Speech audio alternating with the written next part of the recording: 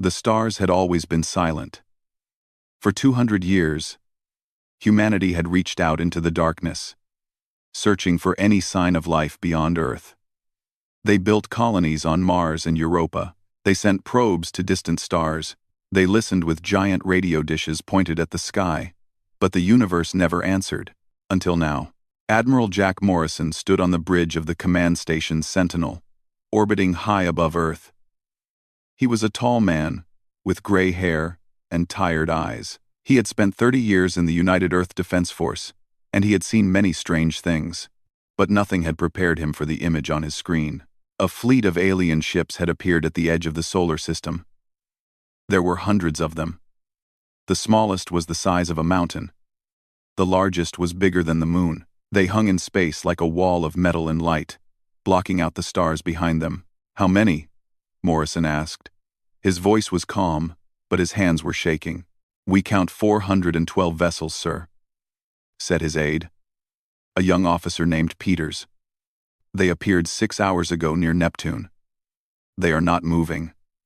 Morrison stared at the screen. Humanity had always dreamed of meeting alien life. They had imagined it would be a moment of wonder and joy. But looking at that massive fleet, Morrison felt only fear. The aliens made contact 3 hours later. The message came on every frequency at once. It was translated into perfect English, as if they had been listening to humanity for a very long time. "People of Earth," the message said. "We are the Galactic Council. We have governed this region of space for 10,000 years. We come to bring you into our family of civilizations. Prepare to receive our emissary." A single ship broke away from the fleet. It was small compared to the others, but still larger than any vessel humanity had ever built. It crossed the solar system in minutes, a journey that would have taken human ships months. It stopped in orbit around Earth, waiting. Morrison ordered Captain Kate Sullivan to make contact.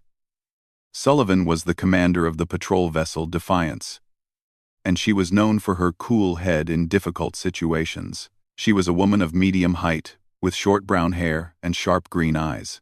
She had grown up in a mining colony on the asteroid belt, where life was hard and death was common. Nothing scared her easily. Sullivan brought her ship alongside the alien vessel and docked at a port that seemed to open just for them. She walked through a long corridor with walls that glowed with soft blue light. At the end, she found a large chamber where the emissary was waiting. His name was Vorketh, and he was not human. He stood 7 feet tall, with a body covered in hard black plates like an insect. He had 4 arms and eyes that glowed red in the dim light. When he spoke, his voice buzzed and clicked, but somehow Sullivan understood every word. "Welcome, human," Vorketh said. "You should feel honored. The Council rarely visits primitive species in person." Sullivan kept her face blank. "We are grateful for the visit.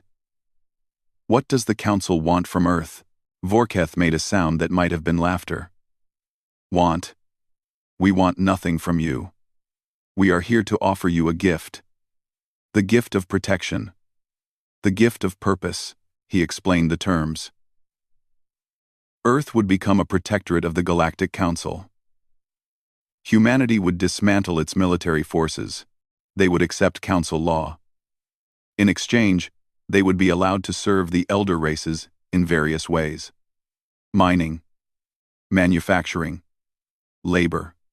"You will find it is a comfortable existence," Vorketh said. "Many species have accepted our offer. They are content." Sullivan listened carefully. She asked questions. She recorded everything. And when the meeting was over, she returned to her ship with a cold feeling in her stomach. "They do not want to welcome us," she reported to Admiral Morrison. "They want to own us." On the moon, Dr. Daniel Price was working on the same problem. Price was a xenolinguist, a scientist who studied languages. He had spent his career preparing for this moment, creating tools to understand alien communication. Now he was using those tools to dig deeper into the Council's message. He worked for 3 days without sleep. He analyzed every word, every pattern, every hidden meaning. And what he found made his blood run cold.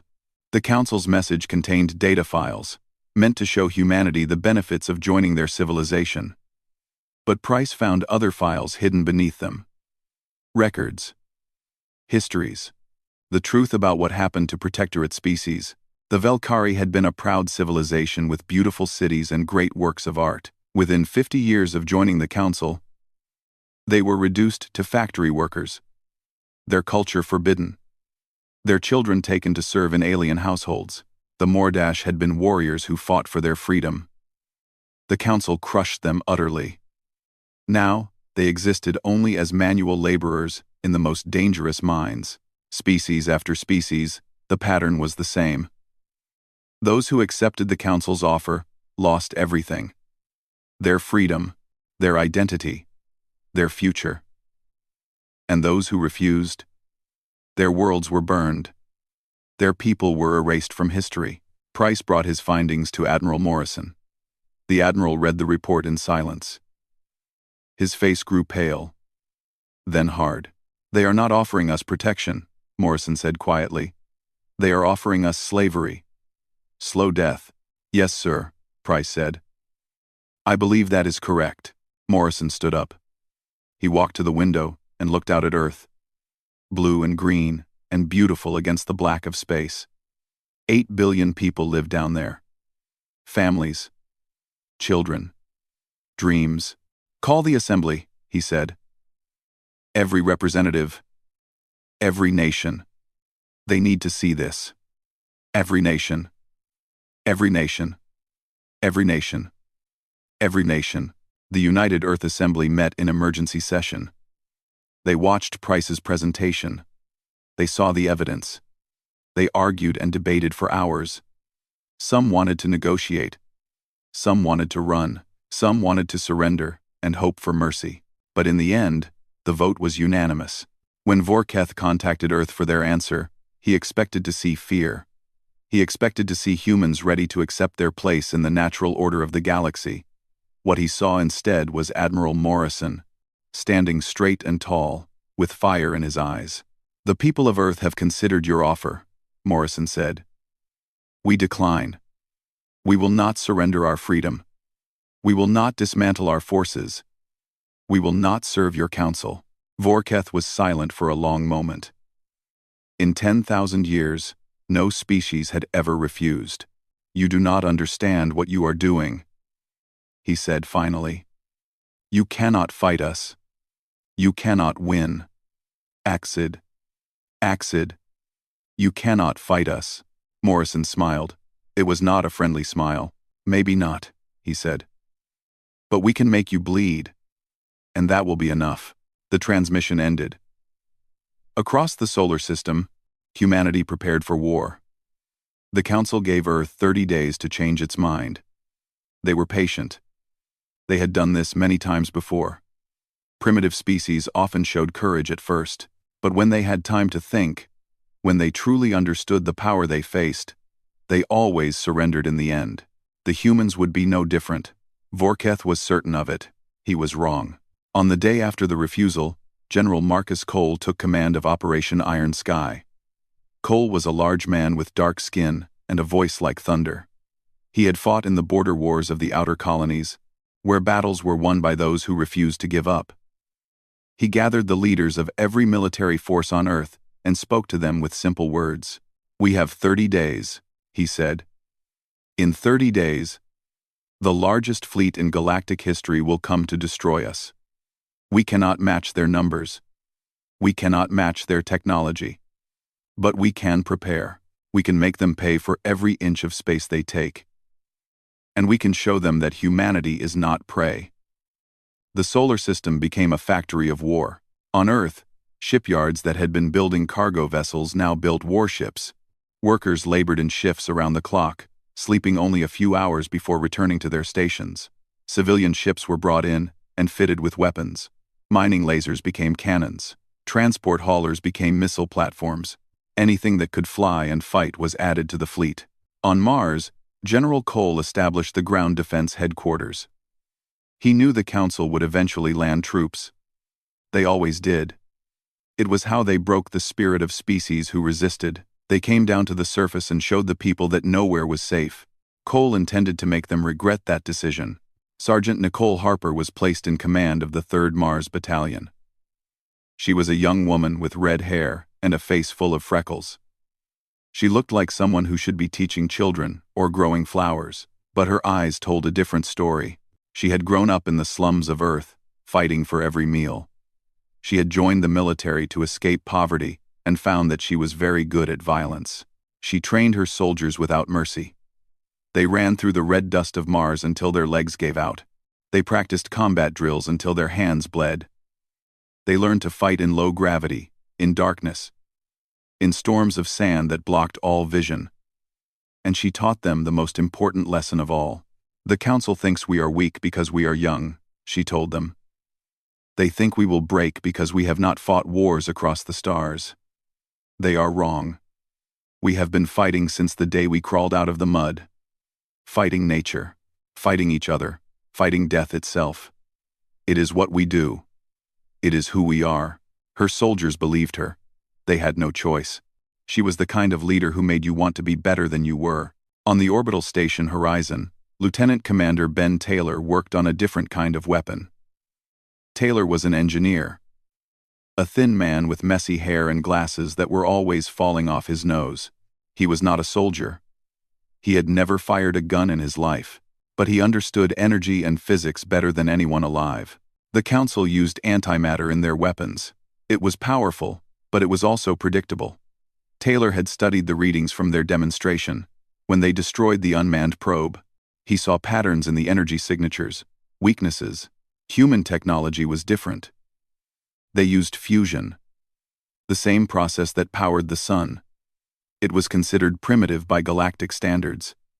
But Taylor saw something that the Council had missed. Fusion could be shaped, directed, focused in ways that antimatter could not. He worked for 2 weeks without rest. He built prototype after prototype, each one exploding or melting, or simply failing to work. His assistants begged him to sleep. He ignored them. On the 19th day, he succeeded. The weapon was small, no bigger than a torpedo. But when it detonated in the testing range, it released a wave of energy that burned through every kind of shielding they tested it against.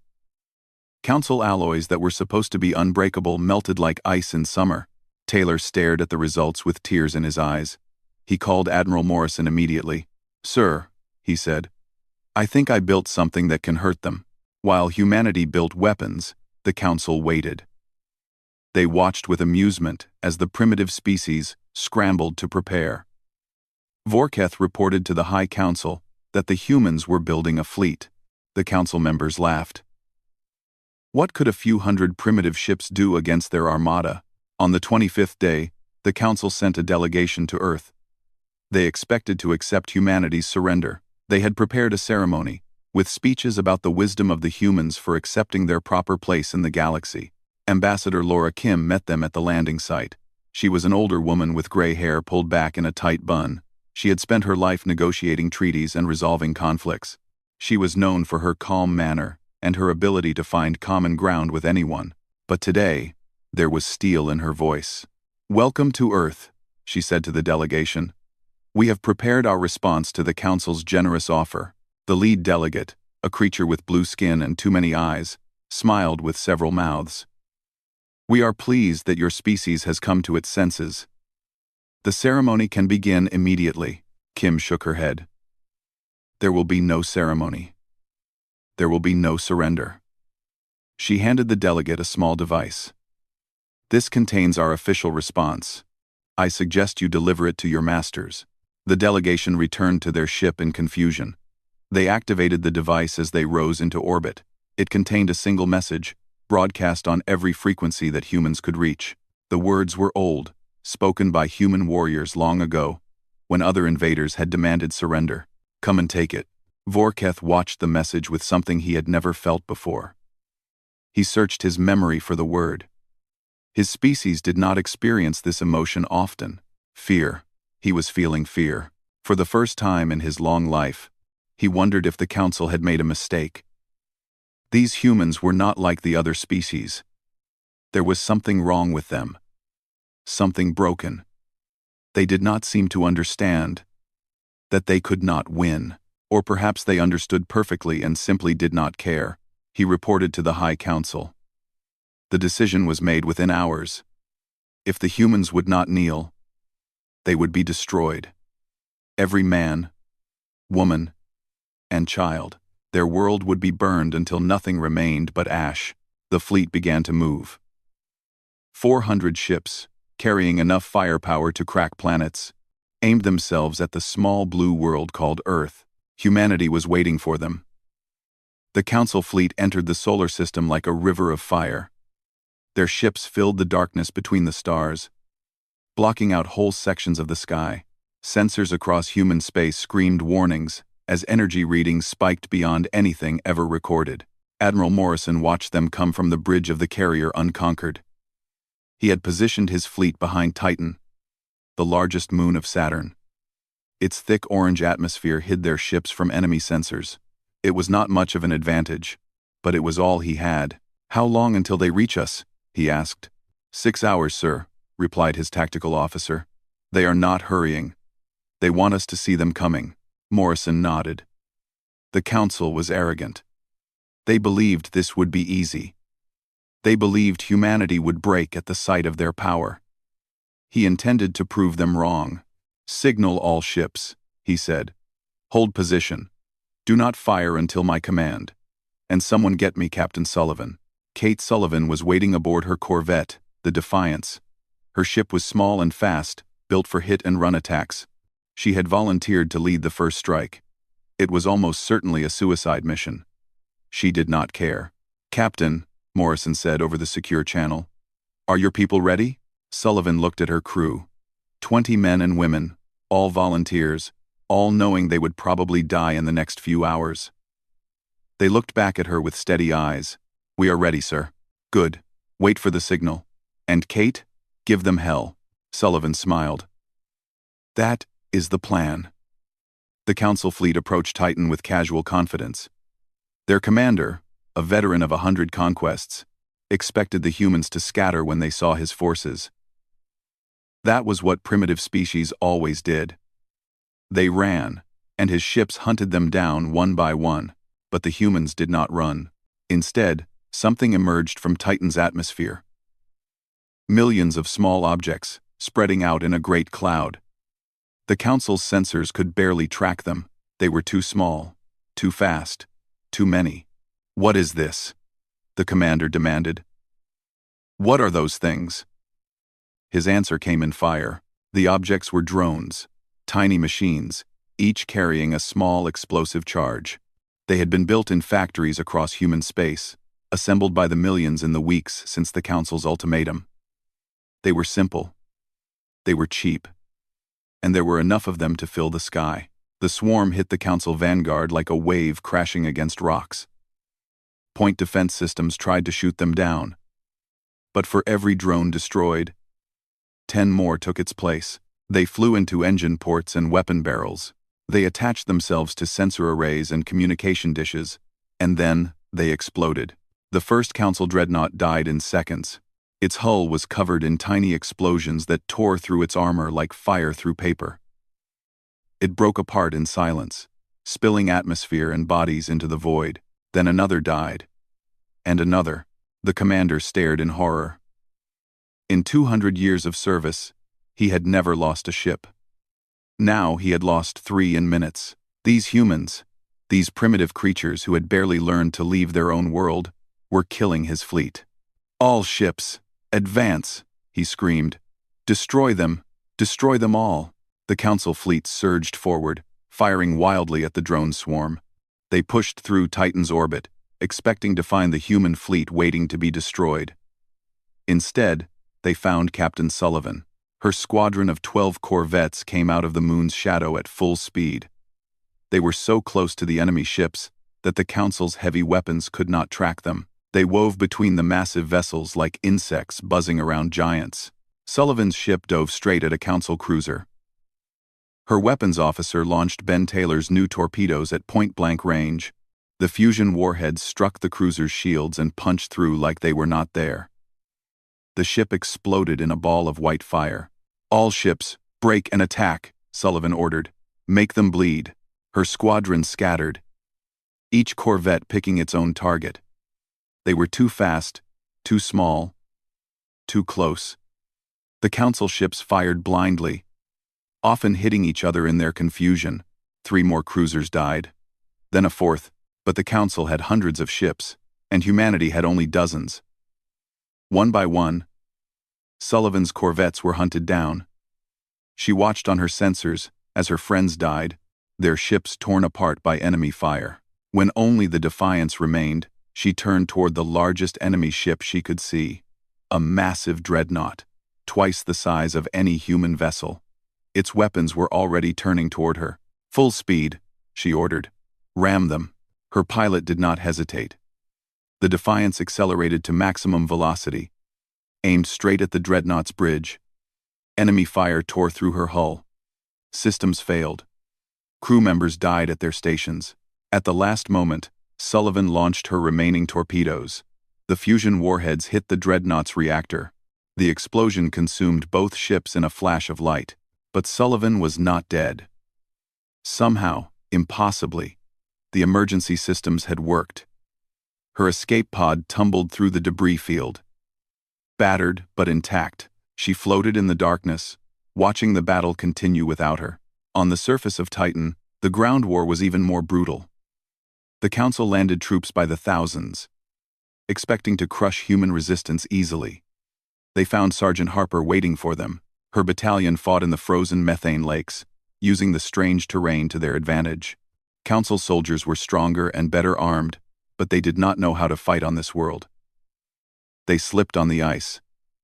They could not see through the orange haze. They fell into traps that Harper's engineers had prepared. And when the humans were finally pushed back, when their lines were finally broken, they did not surrender. They strapped explosives to their bodies and ran at the enemy. They detonated charges that buried entire units under collapsing ice. They fought with knives and rocks when their guns ran empty. The Council took Titan, but they paid for it with 10,000 dead. When the battle was over, both sides counted their losses. Humanity had lost 60% of their fleet. Most of their best pilots and soldiers were dead. The solar system's outer defenses were in ruins, but the Council had lost something they had not lost in 200 years. Ships, soldiers, and something far more important, their belief that they could not be beaten. Vorketh looked at the casualty reports and felt that strange emotion again. Fear. These humans were not supposed to be able to do this. They were primitive. They were weak. They should have been easy to destroy. Instead, they had fought like demons. They had died with smiles on their faces, and they had killed more Council soldiers in one day than any enemy had killed in centuries. For the first time, Vorketh wondered if the Council had started a war it could not win. The Council fleet pulled back to the outer edge of the solar system. They needed time to repair their ships and replace their dead. They needed time to understand what had happened. In 10,000 years, no primitive species had ever hurt them like this. The humans had killed more Council soldiers in a single battle than the last 3 conquests combined. The 12-member species were shocked. Some were angry, and some, for the first time, were afraid. The High Council met on their capital world to decide what to do. The debate lasted for days. Some demanded that every ship in Council space be sent to destroy Earth. They wanted to burn the planet until nothing could ever grow there again. Others argued for a different approach. They had seen what the humans could do when cornered. Perhaps it was better to negotiate. Vorketh spoke last. His voice was quiet, but everyone listened. "These humans are different," he said. "They do not fight to win. They fight to make us suffer. They fight because they would rather die than submit. If we continue this war, we will defeat them eventually. But how many of us will die? How many ships will we lose? And what will the other species think when they see us bleeding?" He let the question hang in the air. Everyone knew what he meant. The Council ruled through fear. If the enslaved species saw that the Council could be hurt, they might start to believe they could fight back too. The Council decided to pause the attack. They would take time to build more ships, train more soldiers, and find the humans' weaknesses. Then they would return, and finish what they had started. They thought they had time. They were wrong. While the council argued, something was happening across their empire. In the factories and mines and farms where enslaved species labored, whispers were spreading. Whispers about a world called Earth. Whispers about a species that had said no. Whispers about a battle where the masters had bled. For centuries, the enslaved had believed resistance was impossible. The council was too powerful. Fighting back meant death. It was better to survive, to endure, to hope that someday things might change. But now, everything was different. If the humans could fight, maybe others could too. Commander Chris Grant was the first to notice the signals. He worked in naval intelligence, monitoring communications across human space. He was a careful man, with a quiet voice and eyes that missed nothing. When strange encrypted messages began appearing in his sensors, he did not ignore them. The messages were coming from Council space. They were hidden inside routine transmissions, buried so deep that only someone looking for them would find them. Grant spent 3 days breaking the encryption. When he finally read the messages, he could not believe what he was seeing. "Admiral Morrison," he said, "we are not alone." The messages were from the Velkari, one of the enslaved species. They had been conquered 500 years ago. Their warriors had been killed. Their leaders had been executed. They had been broken so completely that the council considered them perfectly obedient. They were not. In secret, the Velkari had preserved their culture. They had taught their children to remember who they were. They had waited, generation after generation, for a chance to be free again. And now, they believed that chance had come. "We have watched your battle," the message said. "We have seen your courage. We wish to help you, and we wish to help ourselves." Admiral Morrison read the message with wonder. What can they offer us? The answer came in the next transmission. The Velkari had access to council systems. They knew passwords and security codes. They had maps of every council world. And most importantly, they knew about the command hub. Dr. Daniel Price analyzed the data they sent. The council's fleet was coordinated by a central command system located on their capital world, Vorthon. This system linked every ship, every station, every military base together. If it was destroyed, the council would be blind and deaf. Their ships would not know where to go or what to do. Their empire would fall into chaos. "It is their greatest strength and their greatest weakness," Price explained. "They built it to control everything. But that means if we destroy it, we destroy their ability to fight as a unified force." Quote, Morrison studied the plans. The command hub was located deep beneath the council's great assembly chamber, where representatives of all 12 species met. It was protected by shields, guards, and weapons that could destroy entire fleets. Getting there would be impossible, almost impossible. "We have a captured council ship," Morrison said slowly, "from the battle. If we could repair it, use it to get past their defenses." Captain Sullivan was still recovering from her injuries when Morrison called her. Her ship was destroyed, half her crew was dead, and she had spent 2 weeks floating in an escape pod before being rescued. But when she heard the mission, she did not hesitate. "You want me to lead a team into the heart of council space," she said. "Infiltrate their capital, destroy their command system, and probably die in the process." "Yes," Morrison admitted. "I will not order anyone to do this. Only volunteers." Sullivan laughed. It was a harsh sound, full of pain and anger and something that might have been joy.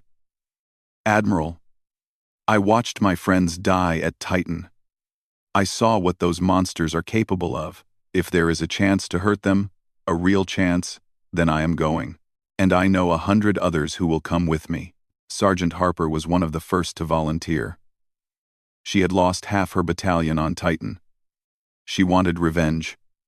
She wanted to make the council pay for every soldier who had died following her orders.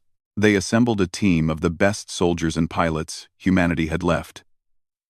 They trained for weeks, learning everything the Velkari could teach them about council security. They repaired the captured ship and modified it to carry their weapons. Before they left, Sullivan recorded a message for her family. She sat alone in her quarters, looking at the camera with steady eyes. "I do not know if I will come back," she said. "I do not know if any of us will. But I want you to understand why I am doing this. They came to our home. They told us to kneel. They thought we would break because we are small and young and weak. They were wrong. We are human. We do not break. We bend, and then we snap back. And when we do, we break whatever tried to bend us." She paused, and for a moment, the hard soldier disappeared. She was just a woman, saying goodbye to the people she loved. "Tell Mom I am sorry I missed her birthday. Tell Dad I finally understand what he meant about fighting for something bigger than yourself. And tell everyone that I love them. That I always did, that I always will." She ended the recording and walked to the hangar where her team was waiting. The captured ship launched into the darkness. Behind them, Earth hung in space, blue and green and beautiful. Ahead of them lay the heart of an empire that had ruled for 10,000 years. They were going to tear it down. The journey through Council space took 3 weeks. Sullivan's team traveled in silence, their captured ship hiding among the endless traffic of the Empire. They passed planets that had been stripped of resources. They saw factory worlds where enslaved species worked until they died. They witnessed the true face of the civilization that wanted to rule humanity. Harper stood at the observation window, watching a Velkari labor ship drift by. Through the dirty glass, she could see the workers inside. Thin, exhausted, hopeless. "We are doing the right thing," she said quietly. "Whatever happens, we are doing the right thing." Sullivan nodded. "We are. Now, get some rest. We arrive at Vorthon tomorrow." The council capital was a world of impossible beauty. Its cities floated on clouds of anti-gravity. Its towers reached so high they touched the edge of space. For 10,000 years, this had been the center of power in the galaxy. The 12 ruling species gathered here to decide the fate of countless worlds. Sullivan's ship approached the planet with false identification codes provided by the Velkari. They passed through 3 security checkpoints. At each one, Sullivan expected to be discovered. At each one, the codes worked perfectly. They landed at a cargo port near the Great Assembly Chamber. The team unloaded their equipment, hidden inside crates marked as food supplies. Council guards walked past without a second glance. Humans looked like many of the enslaved species. No one expected them to be here. "Move fast," Sullivan ordered. "We have 2 hours before the next security sweep." They made their way through service tunnels beneath the city. The Velkari had provided detailed maps, and a guide was waiting for them at a junction point. Her name was Sylveth, and she had been born into slavery. Her parents had been killed for teaching her to read forbidden texts. She had spent her whole life waiting for this moment. "The command hub is beneath the assembly chamber," she said, leading them through the darkness. "There is a council session happening now. All 12 species are present. Security will be focused on the surface." "What about underground?" Harper asked. "Automated defenses, traps, guard stations." Sylveth smiled, her teeth sharp in the dim light. "But we know where they all are." They moved like ghosts through the heart of enemy territory. Twice they had to hide as patrols passed. Once they had to kill a guard who stumbled across their path. Harper did it quickly and quietly, feeling nothing. Above them, in the assembly chamber, the council was making final plans for the destruction of Earth. The member species had agreed to commit their full military strength to the attack. In 1 month, a fleet of 2,000 ships would descend on the solar system. They would burn everything. Cities, farms, schools, children, everything. Vorketh stood before the assembly, presenting the attack plan. He had argued for caution, but he had been overruled. The council wanted vengeance. The humans had humiliated them. They would pay with extinction. "When this is over," the council chairman declared, "no one will remember that Earth ever existed." He did not know that beneath his feet, 30 humans were planting explosives on the foundation of his power. Sullivan reached the command hub first. It was a room filled with light, where countless data streams flowed through crystalline structures. This was the brain of the Council Empire. From here, orders went out to every ship and every station. Without it, the Council would be blind. "Set the charges," she ordered. "We have 10 minutes." Her team worked fast. They placed Ben Taylor's fusion warheads at key points throughout the chamber. The explosions would create a chain reaction that would destroy not just the hub, but the entire network it controlled. They were almost finished when the alarms started. "We have been detected," Sylveth said. Her voice was calm. "Guards are coming. Many of them." Sullivan looked at the timer on the charges. 8 minutes until detonation. They could not leave now. The bombs needed to be triggered manually to ensure they worked properly. "Harper," she said, "take the team to the extraction point. I will stay and trigger the charges." "No." Harper's voice was flat. "You let us here. You lead us out. I will stay." Before Sullivan could argue, the first guards arrived. They were Council elite soldiers, bigger and stronger than anything the humans had faced before. Harper stepped forward to meet them, her rifle blazing. "Go," she screamed. "Get out of here. Finish this." Sullivan wanted to stay. She wanted to fight beside her friend. But she was the commander, and she had a duty. She grabbed the detonator and ran. Behind her, Harper fought like a demon. She killed 6 guards before they brought her down. Even then, she did not stop fighting. She pulled the pin on a grenade and held it against the guard who was trying to restrain her. "For Earth," she whispered. The explosion killed her and 12 enemies. Sullivan ran through corridors filled with smoke and screaming. Her team fought around her, dying one by one to buy her time. By the time she reached the assembly chamber itself, she was alone. She burst through the doors into the great hall. 1,000 alien faces turned to look at her. Guards raised their weapons. Vorketh stepped forward, recognition dawning in his red eyes. "You," he said. "The human from the first meeting. How is this possible?" Sullivan held up the detonator. "Your command hub is rigged to explode. In 30 seconds, your network will be gone. Your fleet will be lost. Your empire will fall." The chamber erupted in chaos. Council members screamed and ran. Guards tried to reach Sullivan, but she was faster. She climbed onto the speaking platform, holding the detonator high. "Why?" Vorketh demanded. "Why would you do this? You cannot win. Even without the hub, we will find you. We will destroy you." Sullivan smiled. She was wounded. She was exhausted. She knew she would probably die in the next few seconds. But in this moment, she had never felt more alive. "You wanted to know why humanity refused to kneel," she said. Her voice was broadcast across the galaxy, intercepted by every ship and every station. "Here is your answer. We are human. We were born fighting. We grew up fighting, and we will die fighting. You cannot break us. You cannot tame us. And you cannot make us bow." She pressed the detonator. The explosion tore through the hub and up into the assembly chamber. It killed hundreds of council leaders. It destroyed 10,000 years of records and data. It sent a shockwave through the entire network that shut down communication across half the empire. And somewhere in that fire, Kate Sullivan died with a smile on her face. Above Earth, the final battle was raging. The council fleet had launched its attack. But without coordination from the hub, they were fighting blind. Their ships fired at random. Their formations broke apart. Admiral Morrison led the defense from the Bridge of the Unconquered, and for the first time, humanity was winning. When the news of Sullivan's success reached him, he wept.